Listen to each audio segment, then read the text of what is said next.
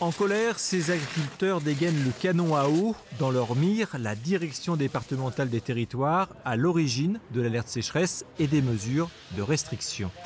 Ils ont un peu trop le cerveau qui a chauffé dans leur bureau là, à nous mettre des restrictions sécheresse alors qu'on est en une des années les plus humides depuis 60 ans.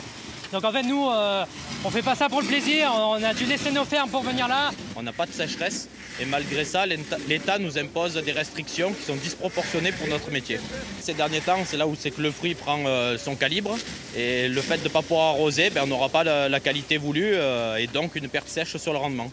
Pour la direction départementale des territoires, la baisse des débits imposait une réaction. Le Buëch a diminué de 1/3 en quelques jours. C'est sur la base en fait, de l'ensemble de ces paramètres qu'on a un faisceau d'indices qui montre qu'à un moment donné, on a passé un seuil tel qu'il faut commencer à réduire la pression sur la ressource. Et c'est une expertise collégiale, mais effectivement qui est remise en question par certains opposants. Nous retrouvons Damien Orsière sur son exploitation. Depuis le 9 août, interdiction d'arroser avec le DRAC, canal qui approvisionne Gap. Là, il faudrait de l'eau. Voilà. J'ai d'autres prairies sur lesquelles j'ai priorisé d'irriguer.